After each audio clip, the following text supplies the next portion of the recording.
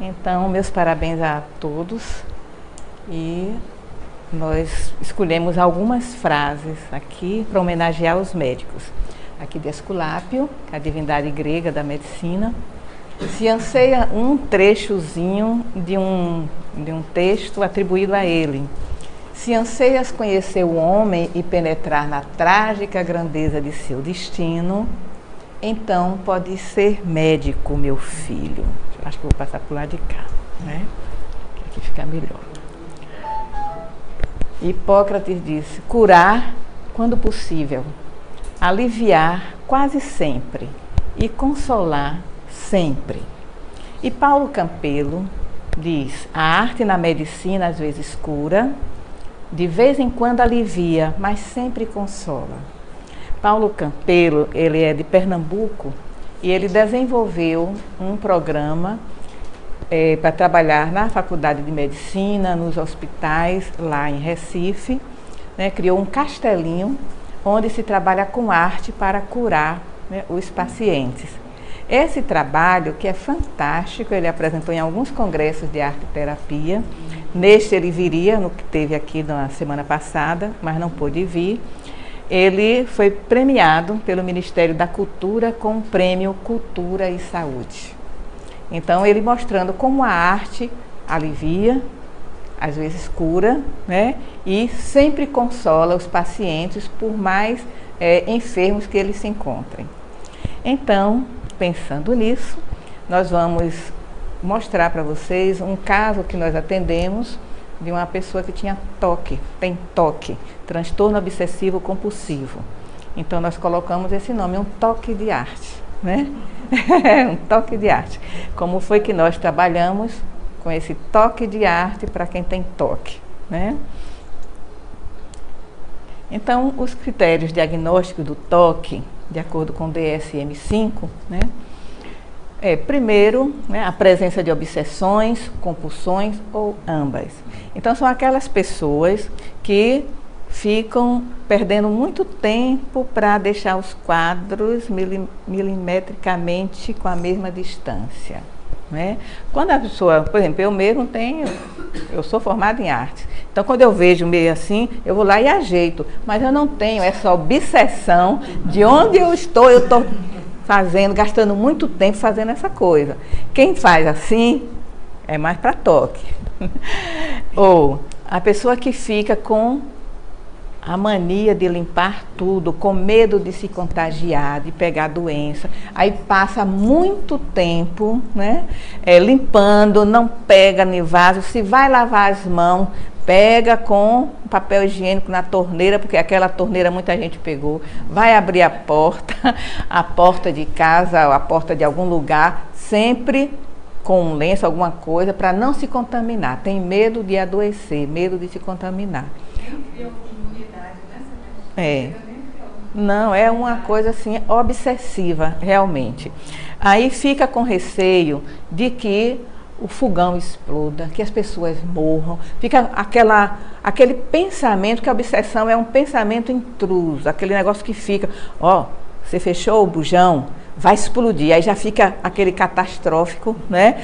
Imaginando que o fogão vai explodir, que todo mundo vai morrer, aquela agonia, aquela aflição. Aí vai lá, desliga tudo de novo, liga, desliga, desliga, e passa horas fazendo isso. Então, isso é a característica de quem tem TOC, uma das características, essa daí. Mas tem mais, né? A pessoa lava muito as mãos, aí passa assim umas 4 horas lavando a mão, vai no banheiro, lava a mão. Não faz outra coisa a não ser lavar as mãos. Ou então, arrumando os quadros, como nós já mostramos.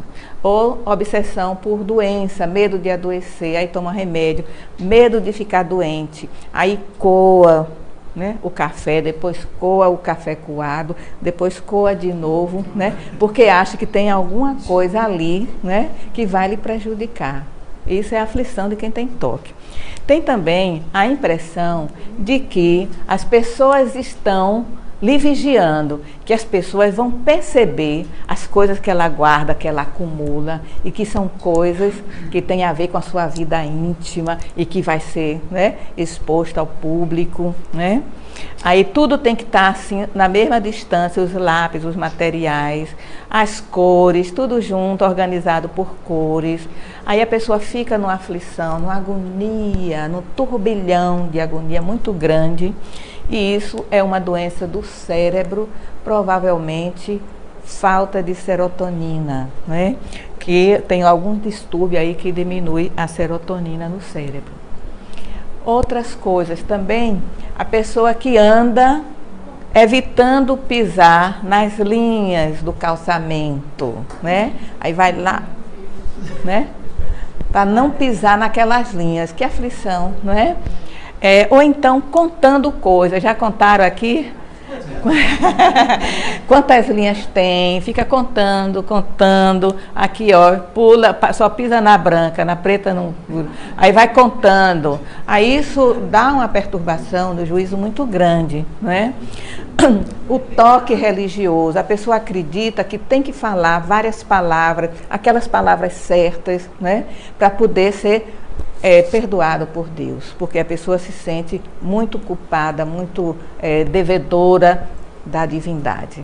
E aí tem que usar os rituais, né, religiosos e Pai, Filho e Espírito Santo várias vezes, porque senão, né, está punida pela divindade. Então imagine uma pessoa com esses sintomas todos, não é? Então é muito afligente para quem tem. Criança, a gente pode observar a criança com aflição para arrumar tudo direitinho e ninguém pode mexer. As mulheres são assim, porque não pode botar essa chinela fora. O ritual de limpeza, né? Aí usa repetidamente, várias vezes ao dia, né? Sabonete, álcool e gel para se limpar. Né? Esfrega, chega a ferir o corpo, né? Quando a pessoa fica limpando o tempo todo. E também nos objetos de uso pessoal. Essa obsessão por limpeza, com medo de ficar doente. Aí uma das variações é a acumulação. A pessoa vai acumulando coisas, vai acumulando. Chega a um tempo que não tem onde botar os pés. Não tem onde se deitar, olha a cama aqui, cheia, né? Cheia de coisas. Então a pessoa, a gente já viu alguns programas na televisão mostrando, né? Quem tem essa mania, né? O sintoma da acumulação. Tem pessoas, essa cliente minha, ela acumulava muitas coisas. Como ela vivia com a família, então a sala era visitável. Porém, o quarto era entupido de coisas. O banheiro, essas vasilhinhas, né, de manteiga, de não sei o quê. Essas vasilhas vazias que a gente acha que vai ter alguma utilidade, vai guardando. Vidros de perfume, que termina, mas é tão bonito, vou jogar fora, não vou. Aí está ali guardado. E vai acumulando caixas, né, cartões, esses papéis, folders, né? Cartões que pegam em hotéis, que pegam em restaurantes, aquelas pilhas, né? Tudo acumulado. E aí chega um tempo que não tem como a pessoa entrar, nem viver. Então é um problema de vigilância sanitária, né? A pessoa tem que limpar isso daí, porque dá poeira, dá fungos, dá ácaro, barata, pode dar até ratos, não é? Então a pessoa tem que cuidar disso daí, dessa limpeza, né? Então, essas obsessões consomem muito tempo, como eu falei, tomam mais de 1 hora por dia e causam desconforto, né, clinicamente significativo. Ou a pessoa não consegue se relacionar bem com as pessoas, visitar alguém, receber visitas, porque está tudo muito atrapalhado nas suas vidas. E esses sintomas obsessivos compulsivos, ele não pode ser atribuído ao efeito fisiológico direto de uma substância, por exemplo, abuso, droga de abuso ou medicação, ou a outra condição médica, né? Então tem que descartar todas as outras opções para que seja considerado toque, né? Então o ciclo do toque Vem assim, tem a obsessão, aquela agonia, aquele pensamento que vem, vá lá, faça, né, fique de joelho, faça o sinal da cruz. A pessoa, não precisa, eu não estou na igreja. Aí vem aquele pensamento, vá lá, faça isso, né? Aí a pessoa fica muito ansiosa e acaba, né, fazendo por compulsão. Não é que ela queira, ela tem essa compulsão que vai e faz. Depois ela sente aliviada. Aí depois começa de novo, vem outro pensamento intruso, ou o mesmo pensamento. E aí a pessoa vai e repete. Isso vai se repetindo durante muitos dias. Não é? Aqui é a imagem do cérebro de uma pessoa que tem toque. Aqui é o normal, a pessoa normal, e aqui é a pessoa, né, com transtorno obsessivo compulsivo. Aí você vê que essas áreas mais brilhantes, mais amarelas, são as áreas mais ativas, né, no cérebro da pessoa. Então, ela tem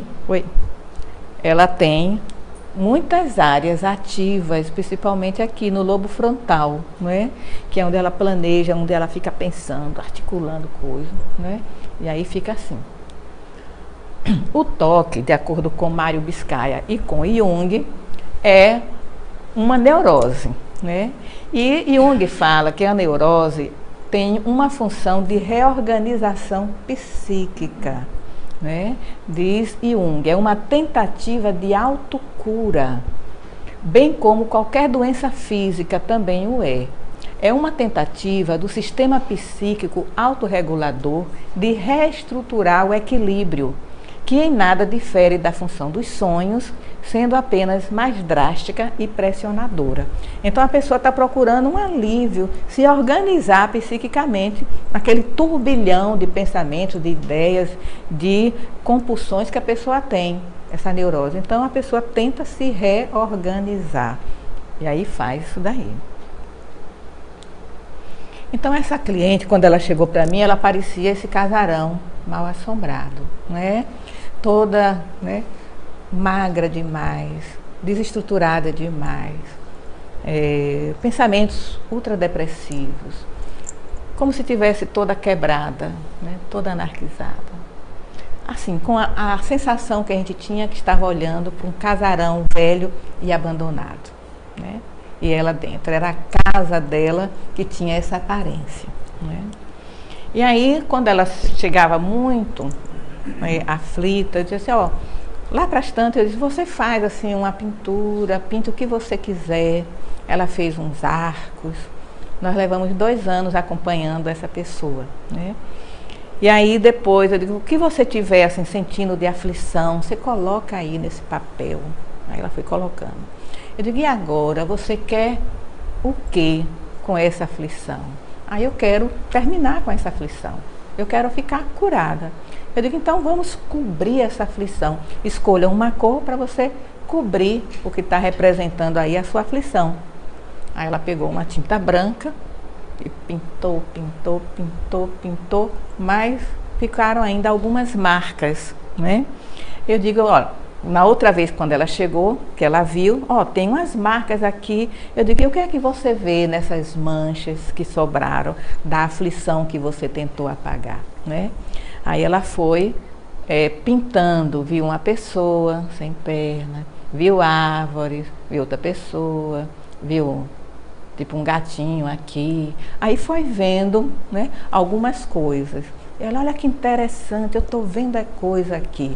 E foi, né, se deslumbrando com a possibilidade da arte mostrar o seu mundo psíquico, né, tá ali expresso. Demorava muito, né, para fazer esses trabalhos, porque ela mais, né, se queixava e se sentia agoniada, né? Então, quando ela chegava lá muito aflita, nesse estado que mais parece uma caveira aqui, né? Aí, achando que ela tinha o pior tipo de toque do mundo, que ela era muito doente, mais doente do que todo mundo, que era uma infeliz, eu digo, bora ver como é que está o seu nível de toque. Aí tem um autor, né, esse Aristides Cordioli, que ele tem assim, uns questionários para trabalhar com seus clientes. Então nós aplicamos os questionários dele e ela percebeu que ela não estava assim tão grave como outras pessoas, né? Que na casa dela ela podia entrar, podia receber visita, né? Alguns cantos não, né?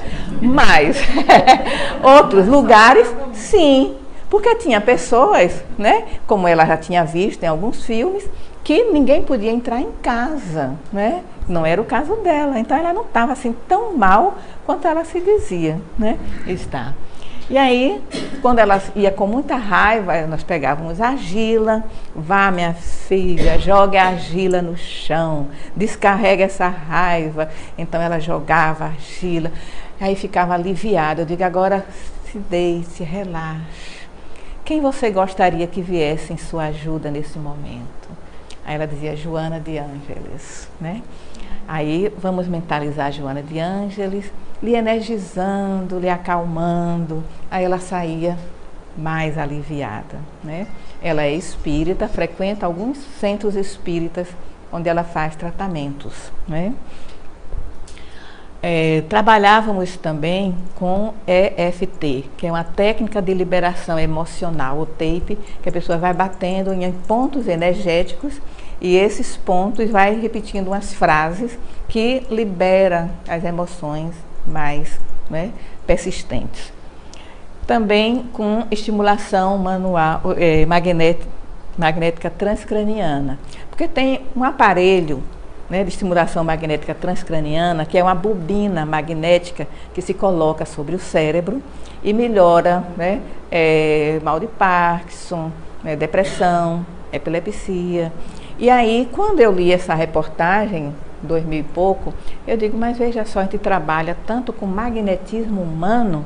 Então, se a gente trabalha com magnetismo humano, e essa máquina com magnetismo que vem de um aparelho, tem essa melhora que não atinge em profundidade o encéfalo, então o que o nosso magnetismo amoroso não é capaz de fazer? Então, nos meus clientes, eu explicava e eu passei a fazer o magnetismo no cérebro, né? Eu tenho clientes que têm epilepsia, que a gente faz isso, e aí tem um tempo que você sente, não pode demorar muito, né? Fazendo esta estimulação magnética. E aí a gente aplicava isso, também relaxamento, então ela deitava lá na maca e ficava relaxando. E também, às vezes, a gente usava quelação energética, que é para alinhar os chakras, né? Foram tratamentos que a gente foi fazendo ao longo desses anos, né? E aí, quando ela estava muito assim, no passado ou no futuro, né? Aí eu disse, vamos trabalhar o presente, vamos focar no presente. E aí eu pedi que ela escolhesse uma mandala, desses desenhos de mandala, e ela escolheu essa, né? Que é da Catedral de Notre Dame, né? E ela foi colorindo. Aí quando ela ia para o passado, eu disse, foque nessa mandala. Foque nas cores, preste atenção às cores que você está colocando, né? Aí ela ficava focada nesse momento presente. E ela ficava aflita, respire, momento presente, aqui. Aí pintava, né? Ia pintando com a música suave, para poder ela relaxar. E o trabalho com mandalas, ainda que seja somente colorir mandalas, tem o efeito de reorganizar a psique, né? De reestruturar o equilíbrio, como diz Jung. Porque a pessoa vai, aí repete, vai, repete. E à medida que a pessoa está fazendo esse movimento repetitivo, simétrico, a pessoa vai se organizando psiquicamente. É um trabalho muito interessante. E aí começamos a fazer um exercício do desapego, né? Eu sugeri que ela classificasse seus guardados como quero e não quero, né? Aí, olha, ficou 1 ano e 8 meses mais ou menos eu, né, catequizando ela para poder ela ir tirando as coisas, né? Quero, eu não quero, isso eu não quero. Aí, quero guardar, quero jogar fora e quero doar, né? Eu digo, vá se organizando, Porque você tem muitas coisas, coleciona muitas coisas. Tem coisas que dá para a gente usar, né? Que dá para você doar. Então veja o que é que dá para você doar, o que é para jogar fora e o que é para você guardar, as coisas pessoais, né? E aí ela ficava assim relutante, olha, a gente pode fazer um trabalho de arte com o que você está guardando, com seus escritos, a gente amassa, faz um papel, joga tinta, ninguém vai saber o que é que está escrito, fica um trabalho lindo de arte. Ela ficava me olhando assim. Ou você pode pegar assim, esses cartões que você coleciona, botões, vamos fazer uma obra de arte, que aí eu vou mostrar no congresso o seu trabalho. E aí, aos poucos, sim, antes disso, eu mostrei a ela uma caixa que eu tenho cheia de sucatas, né? Eu digo, olha, eu vou lhe mostrar aqui o que eu tenho, que é para usar, para fazer trabalhos de arte com isso. Quando eu mostrei a caixa, ela disse, Celeste, você tem toque. Aí eu fiquei pensando, qual é o arte terapeuta que não tem toque, né? Só que a gente usa com os clientes, a gente faz trabalhos de arte, tem um objetivo, né? E não está nada atrapalhando o espaço que a gente vive, fica guardado, né? Mas eu achei muito engraçado ela dizer isso. Então ficamos assim, ó, íntima, eu e ela, ambas com toque, né? Eu digo, então, você traz, que é pra gente fazer um trabalho, vamos, né? Estimulando. Aí aos poucos ela foi trazendo sacolas para eu doar na Mansão do Caminho, né? Porque como eu atendo lá na Mansão do Caminho também, ela me deu umas para eu levar. Aí dei tecidos, botões, um bocado de coisas, né? Até aquele colar dos filhos de Gandhi, né? Que ela tinha um monte. Eu digo, bora fazer arte com isso, não é? Ela deu um monte para os centros espíritas onde ela frequentou, né? Onde ela frequenta, né? Um monte de coisa. Mas para dar, ela tinha que arrumar, tinha que embelezar, lavar, limpar, dobrar, tudo muito cheio de capricho para poder ela dar, né? E por isso que demorava. Eu digo, se você quiser, eu posso ir lá na sua casa, posso lhe ajudar a fazer essa seleção, o que é útil para a gente fazer um trabalho de arte, o que não serve para nada, né? Para jogar fora, eu boto no saco, a gente nem olha, vai jogando no saco e joga fora, né? E aí ela ficava com os olhos arregalados, né? Aí lá um dia, meses depois, passou um congresso, ela não tinha ainda feito trabalho. Agora, nesse congresso eu apresentei, conseguiu, né? Congresso de arte e terapia. Então, ela trouxe vários cartões, aqueles cartões de telefone, da Telebahia, Telemar, não é? Pois é, da Oi. Então, ela tinha um monte. Ali, os filhos de Gandhi, tá vendo? Então, colocamos sobre a mesa os cartões. Eu digo, e agora, Célia, eu vou fazer o quê? Você vai arrumando aí, eu tinha esse Eucatex grande, vai arrumando aí para ver o que é que vai dar, né? Aí ela foi colocando, foi colando com todo cuidadinho, né? Foi colando. E aí, depois ela foi pintar. Pintou o fundo. A gente sabe que em arte, a gente pinta primeiro o fundo, para depois colocar as coisas por cima, não é? Quem é artista aqui sabe. Porém, como ela estava relutante em fazer o trabalho, eu digo, ó, bora fazer logo, bora colar logo. O importante seria já começar a colar, não é? Aí ela já foi colando, né? Foi colando, foi pintando o fundo com todo cuidado para não manchar, né? Para não manchar os cartões. Depois pegou outra cor e pintou por cima, né? Ficou. Você precisa ver mais para frente. E aí ela pintou com essas cores. Pronto. Ela disse, pronto, Celeste. Né? Pronto, tá pronto. Mas quando eu vi esse trabalho certinho, né? Eu digo, ai meu Jesus Cristo, que vontade de jogar tinta aí, né? Mas quando eu pensei nisso, eu digo, não, deixa eu me conter, porque eu sei que para quem tem toque, é a mesma coisa isso daí. Você vê, né? Um piso desse é a maior agonia para quem tem toque, né? Ó, esses lápis guardados fora da ordem, né? Esse daqui não é daqui, seria daqui. Esse daqui seria daqui, não é? Então, para quem tem toque, isso é uma aflição, não é? Os quadros tortos, eu já botei de propósito torto, né? A pessoa vai lá e quer ajeitar de toda forma, né? As escadas de Esker, esse labirinto de escada, então é uma aflição muito grande, né? Então, estamos diante do trabalho dela. Aí, quando foi no outro dia, eu disse assim, e agora vamos fazer o que com isso? Já preparando o espírito para jogar tinta. Ela disse, agora vamos limpar, né, Celeste? Porque os cartões estão manchados do branco. Aí pegou lá um papelzinho e começou a limpar. Esse daqui eu borrei de propósito. Eu digo, borre assim. Mas ela não concordou e foi. Então vamos limpar. Aí quando ela começou a limpar, eu disse, espera um bocadinho. Você não disse que o que você mais quer é se curar? Celeste, eu quero ficar curada dessa aflição, dessa agonia que eu tenho, de ficar tudo perfeito, de ficar acumulando coisas.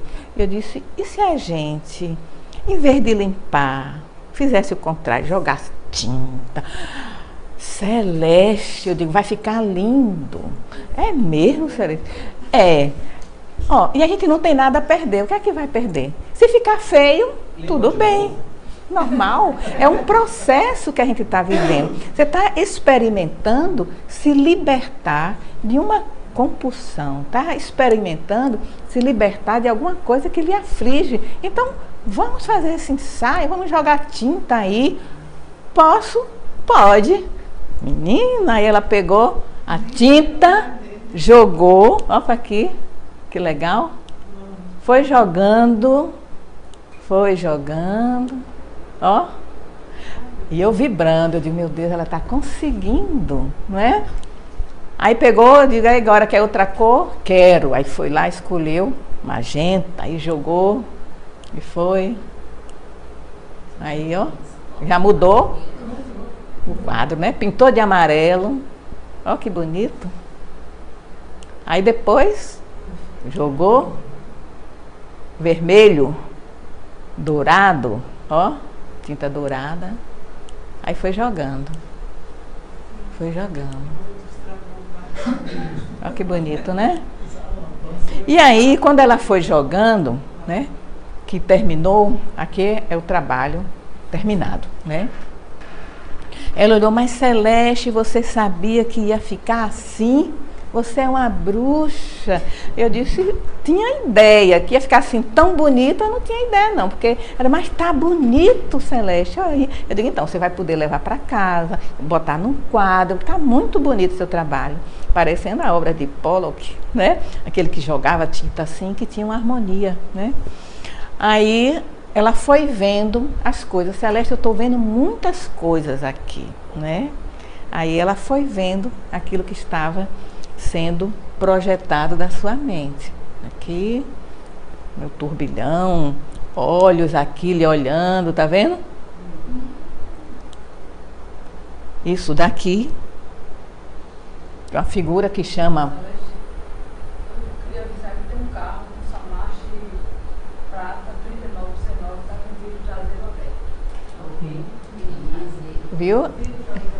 Sim, então tem essa figura aqui, que ela chamou a atenção logo de imediato, e a mim também, que ela atribuiu a garras, as garras da agressividade, como se tivesse alguém em desespero, né?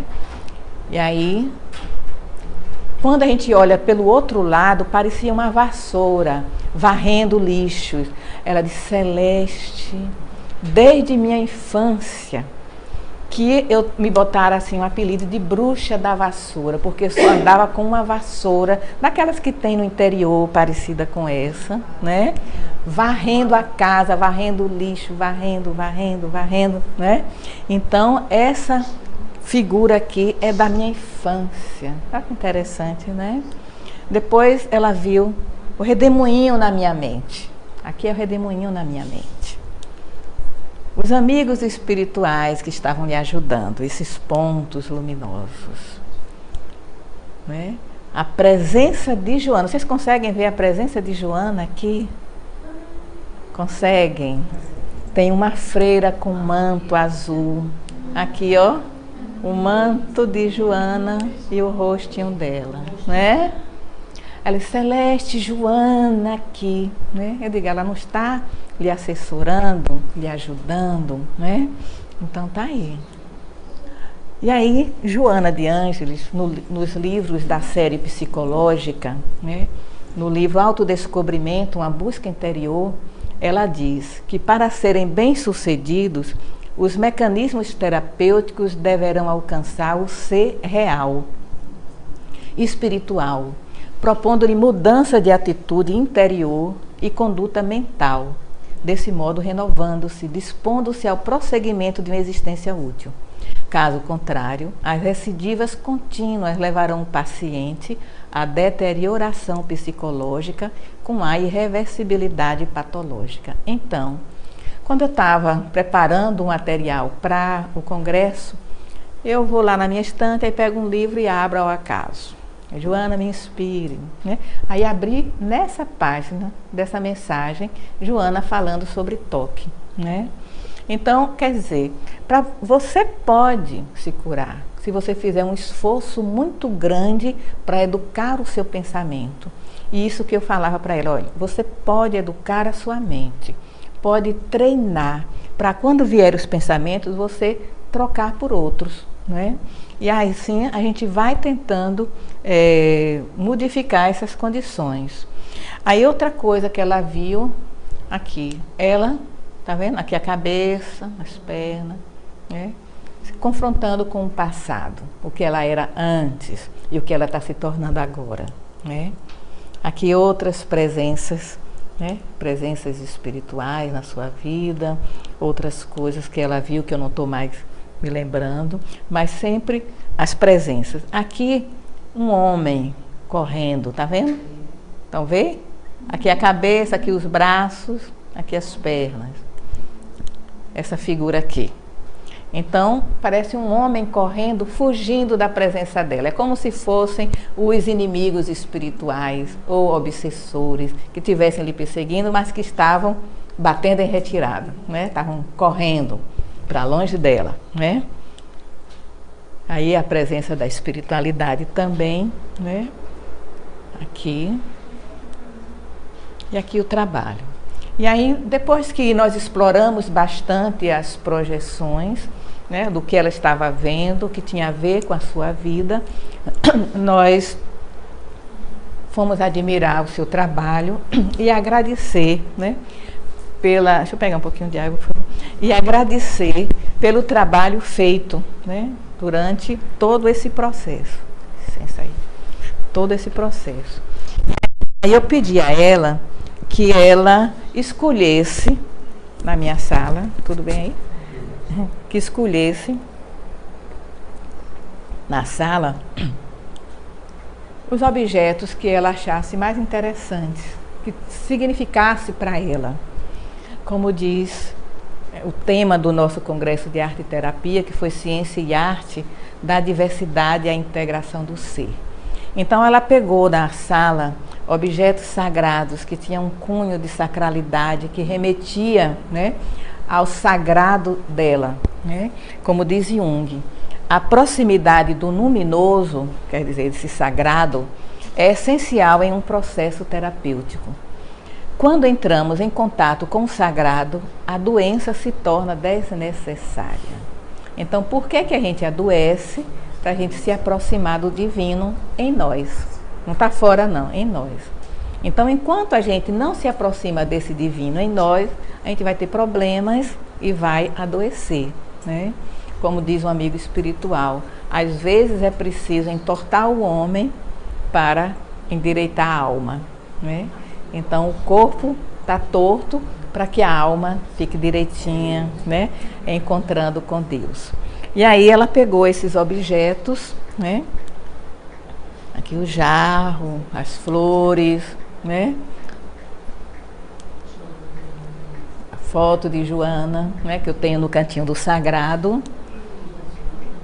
Né? O tempo que tinha mais de 40 anos que ela estava enfrentando esse problema sem alívio, né?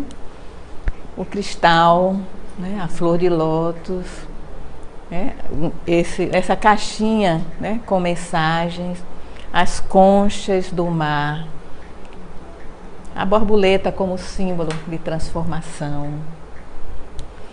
o relógio do tempo, né? O tempo que consome muitas horas fazendo as coisas e que lhe leva para o que ela precisa fazer, né?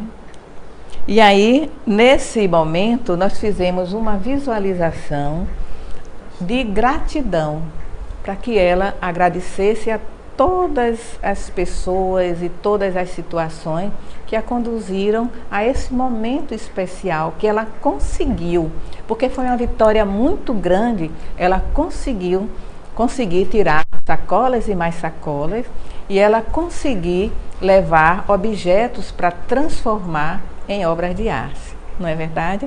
Ela conseguiu se superar. E aí, quando ela terminou essa visualização, esse agradecimento, a casa interior dela estava aparecendo essa casa toda iluminada e toda bonita. Aí ela saiu levando o seu quadro, feliz da vida, predisposta a se tratar para engordar, né? Para fazer um tratamento, para pegar alguns quilos a mais, para se embelezar, para cuidar da sua vida pessoal. Então foi um trabalho assim muito rico, né? E que deu um alívio muito profundo para essa pessoa. E Joana, em outro livro dela, Plenitude, diz que o desenvolvimento da chama divina imanente em todos os seres merece todos os sacrifícios e empenhos a fim de que arda em todo o seu esplendor, vencendo as teimosas sombras que são a herança demorada das experiências nas faixas primitivas do processo inicial da evolução. Ou seja, para a gente ser um ser de luz, a gente precisa se esforçar muito, não é? Joana de Ângeles é Joana de Ângeles porque tem uma trajetória de muita luta, de muita dor, de muito sofrimento, de muito aprendizado. Nós chegaremos lá. Enquanto isso, a gente está aqui. Aí quando acontece alguma coisa que seria para eu me agoniar, eu digo, e aí, Jesus Cristinho, como é que eu posso ser alegre numa situação dessa? Como é que eu posso ser feliz e grata por uma situação dessa, por uma pessoa dessa que o Senhor me colocou no meu caminho? O que é que eu aprendo com isso? Aí eu vou me trabalhar, me recolho para me trabalhar, para poder, né, desvelar esse ser de luz que eu sou, mas que está envolto em várias camadas de sombras que a gente vem acumulando, né, ao longo dos séculos, dos milênios. E essas camadas de sombras que a gente vem trazendo e vai cobrindo essa luz que nós temos, Amélia Rodrigues nos diz que a gente está tão acostumado com as sombras, com o negativo, que a gente se esquece de cuidar do positivo e da felicidade. Que ela diz que a felicidade é possível já, nesta vida, não quando a gente desencarnar, quando a gente falecer, que for para o mundo espiritual, mas já. Vamos ser felizes agora. É só mudar o padrão de pensamento. Quando vier um padrão antigo de tristeza, de depressão, de abandono, de desengano, aí diz, não, isso aqui é para me ensinar como ser melhor. E aí a gente vai se esforçando. Tem uma pessoa que a gente não gosta, que a gente não simpatiza. O que é que eu tenho dessa pessoa que me aflige tanto quando eu vejo projetado no outro? E aí eu vou trabalhar em mim, né? Essa projeção. O que é que eu preciso mudar em mim para que eu veja com compaixão, com complacência, com tolerância as falhas dos outros, né? O jeito de ser do outro. E aí ninguém mais vai me incomodar, né? Porque eu estou trabalhando em mim essas questões. Porque tudo é na gente. A gente não precisa sair, fugir, se mudar, porque onde a gente for, O problema está conosco, Tá se levando. né? Está conosco. Eu tinha uma amiga que ela disse, Celeste, minhas vizinhas são terríveis, elas são fofoqueiras, são isso, são aquilo. Eu digo, e é. Aí ela se mudou, foi morar no Japão. Quando ela chegou no Japão, ela escreveu para mim, mas Celeste, você não sabe. As vizinhas aqui são fofoqueiras, ficam olhando a vida dos outros. Eu digo, tá vendo aí? Não adiantou mudar de lugar, de país, porque o problema continuou. Então precisa ver por que as pessoas são fofoqueiras. O que é que você está prestando atenção nelas, não é? Então, é interessante isso, né? Então, eu posso escolher, mas devo estar ciente de que, se não escolher, assim mesmo estarei escolhendo. Então, esta pessoa, né, que a gente estava acompanhando, ela poderia escolher, a partir daquele momento, eu vou manter esse padrão elevado, vou conservar este padrão de felicidade e de esperança, né? Ou poderia escolher voltar para o padrão anterior, ou não escolher nada. De qualquer forma, ela estaria escolhendo como se conduzir na vida, né? Como conduzir a sua vida, né? Então, aí a partir daquele momento, ela teve, né, esse arco-íris, um novo caminho, uma nova vida. Então, tudo que a gente pede à espiritualidade, a espiritualidade nos dá. Pode ser que ela não nos dê da forma que a gente quer, da forma que a gente espera, não é? Mas a gente é sempre atendido. E pode não ser já, pode ser em outra encarnação também, não é? Então, como diz Yogananda, o que a gente deseja, a gente sempre vai ter. A gente só vai ser feliz quando a gente não desejar nada, que aí a gente terá tudo, né? O sábio tem tudo o que precisa. Então ele não ambiciona e não sofre porque não tem as coisas. É isso que a gente deve procurar vivenciar. Mário Biscaia, eu tenho quantos minutos mais? 9 horas. 15, É 9 horas, faltam 15 minutos, né? Dá um tempinho, vocês vão querer fazer pergunta, né? 10 minutos. Então tem uma série de textos aqui que é falando sobre o problema específico, né, do toque, né? Que é um desafio aos profissionais de saúde mental, porque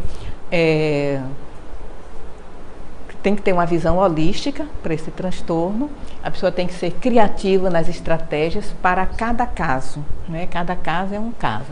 Então, que deve ser usado remédio e também psicoterapia e outros recursos disponíveis dentro das equipes de saúde mental, como é o caso agora, arte-terapia, não é? Doutora Norma Alves, que é de Aracaju, que foi minha professora, minha coordenadora, uma psiquiatra muito respeitada em Aracaju. Ela fala das terapias complementares, como massagens terapêuticas, bioenergia, técnicas de acesso às memórias do inconsciente mais profundo, têm sido integradas em alguns tratamentos com repercussões significativas. Então, nós usamos a terapia energética no caso dela, não a terapia de vivências passadas, porque não era necessário para ela. Então, aqui fala das diferenças, né, do toque para essas outras patologias. Então, você vai ter que ir tirando, né? Não é isso, não é aquilo, não é transtorno do colecionamento. Porque essas outras patologias, elas são diferentes do toque, né? Tem a ver também, é diferente também da depressão, né? Porque a depressão, ela fica, as ruminações obsessivas, ela fica ali com aquela característica própria da depressão. Não tem essas características de ficar ruminando, de ficar compulsivo, como tem no toque, não é? Aqui uma outra imagem que nós conseguimos, que é da UCLA, nós pegamos aqui sem permissão deles, né, que os americanos têm que ter permissão, e aí vão botar no YouTube e de repente vão cortar isso daí, o cérebro normal e o cérebro, né, com toque, né? Aqui as áreas que são mais, né, prejudicadas, né? O cíngulo anterior, o córtex do cíngulo anterior, o córtex frontal, órbito frontal aqui e o tálamo.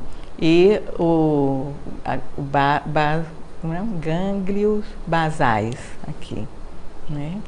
Que é ligado à parte cognitiva e motora, né?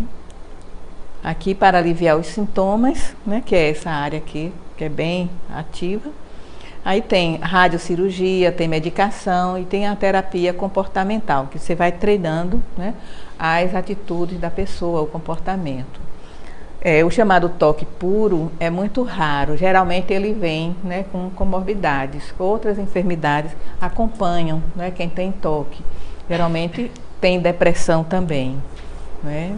Então, tem incidência de 2% na população, está entre as 10 condições médicas de todas as especialidades mais incapacitantes para os indivíduos atingidos, porque a pessoa fica sem conseguir trabalhar, não é?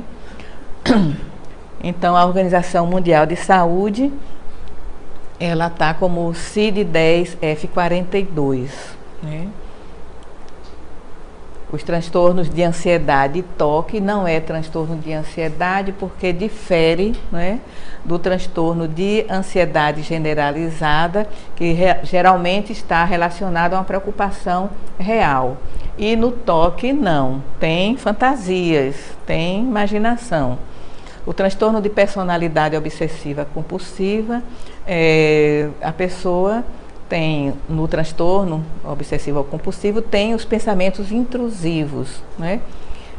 E a pessoa não tem esse perfeccionismo excessivo e o controle rígido como tem no outro. Então, a evolução do toque é contínua, com períodos de melhora e outros de agravamento. Foram também constatados casos com evolução fásica, sendo necessário, nestas situações, realizar o diagnóstico diferencial com as depressões graves e associadas com ideias obsessivas. Aí volta a Joana para falar da necessidade da educação mental, que é um problema do espírito. Esse problema vem do espírito. E tem também a questão hereditária, que a pessoa pode vir já com esse problema, um defeito de fabricação no cérebro. Mas geralmente um defeito de fabricação no cérebro é esculpido pelo espírito que está habitando aquele corpo. Como a medicina só vê o ser humano como um corpo, aí fica difícil para a área da medicina abarcar as outras dimensões do ser. Então, na psicologia transpessoal, a gente envolve, né, o ser humano de forma integral, atingindo também a sua parte espiritual, o que a pessoa tem de mais sagrado. Então, a gente trabalha com tudo. Então, quem trabalha com a psicologia transpessoal tem essa visão do ser humano que engloba o corpo físico, as emoções, os sentimentos, a mente, né, o social, a natureza, o seu relacionamento com a natureza. É um ser sistêmico que trabalha em rede, como o nosso cérebro trabalha em rede, então nós também vivemos em rede. Então, nesta rede, quem está aqui ouvindo isso tem alguma ligação, né, com o tema, alguma ligação com esse trabalho que a gente está fazendo. Então, isso é interessante a gente visualizar. E voltamos para Paulo Campelo, né? A arte da medicina às vezes cura, de vez em quando alivia, mas sempre consola. Então, aquele momento de consolo que ela teve, de alívio que ela teve, já valeu, né? Ainda que depois tenha tido outros rumos da sua vida, mas aqueles momentos, esses 2 anos que ela passou comigo, teve, né, um alívio na sua vida, né, nas suas emoções. Aqui é o SINDEP, que é onde nós trabalhamos, o Centro Integrado de Desenvolvimento Pessoal, que fica ali no edifício Henri Dunant, em Ondina, onde a gente atua trabalhando com arte-terapia, neurociências, psicologia, terapias corporais. Temos mais 2 pessoas que trabalham conosco, né? E aqui são os livros, as publicações que nós temos, que cada uma fala de alguma coisa, né? Tem o Criatividade e Cérebro, que está na 3ª edição, né? Que foi lançado aqui. Esse? Tem cartão aqui, ó, se você quiser. Tem folder aqui com o nome, o endereço.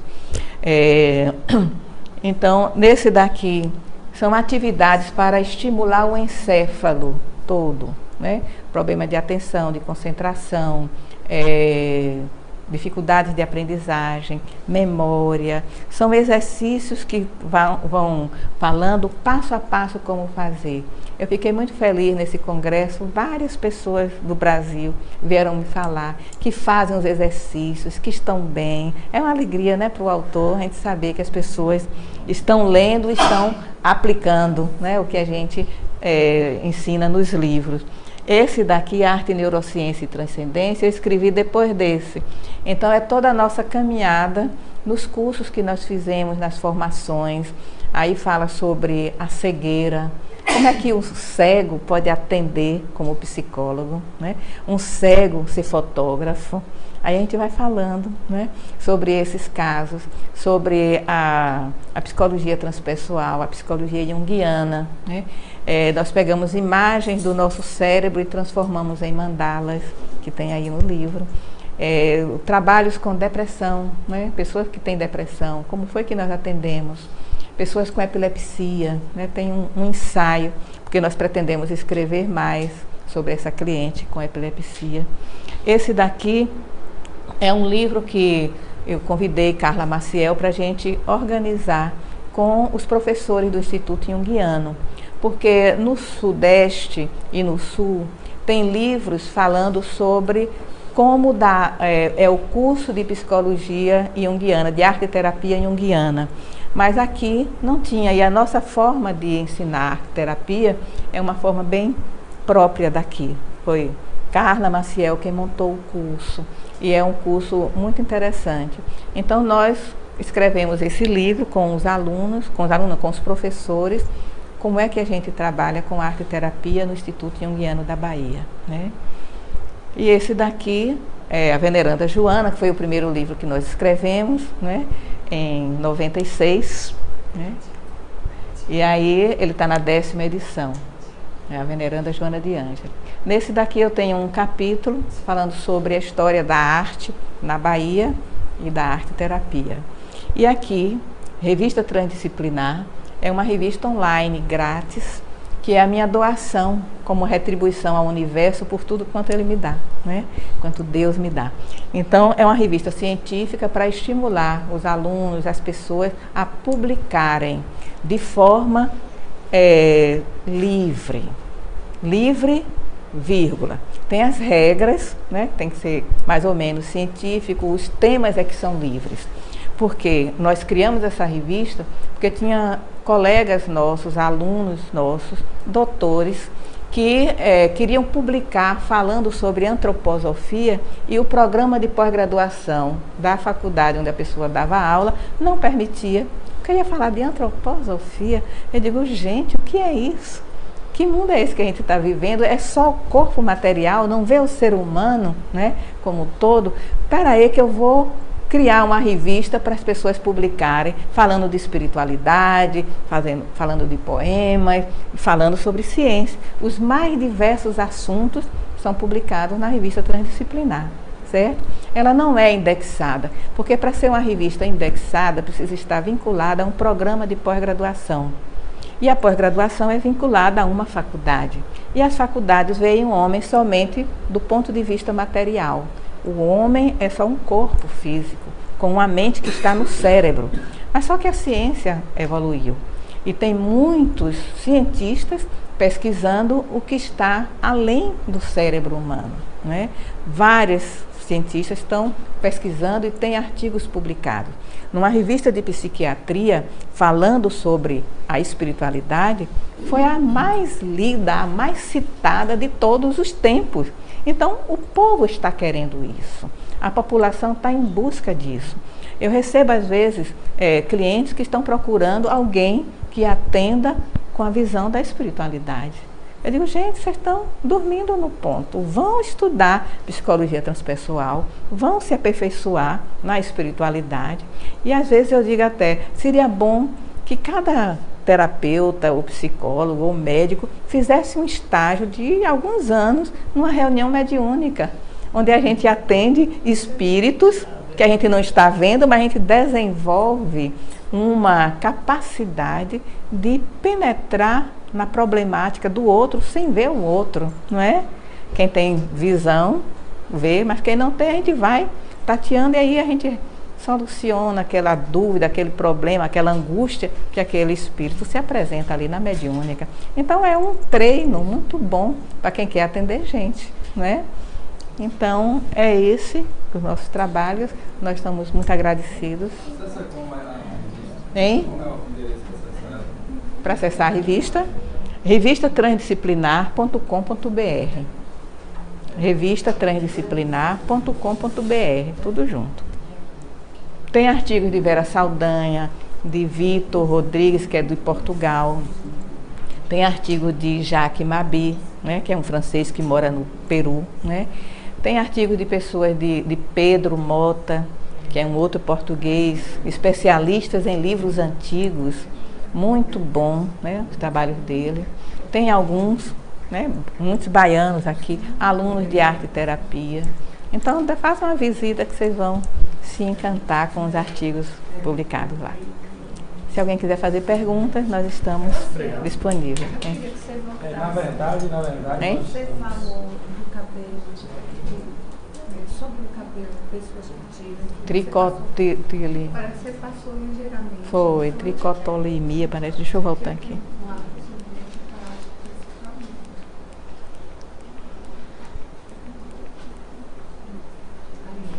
Tricotilomania. A pessoa que arranca seus cabelos. Vai arrancando o cabelo, não é? Não tem? Diga. Essa formação de arteterapeuta, em linhas gerais, qual é a... Eu sei que já está aqui na Bahia, está na 15ª turma. O curso de arte terapia é uma pós-graduação Qualquer pessoa que tenha formação superior. de formação superior, É. qualquer área, Qualquer área.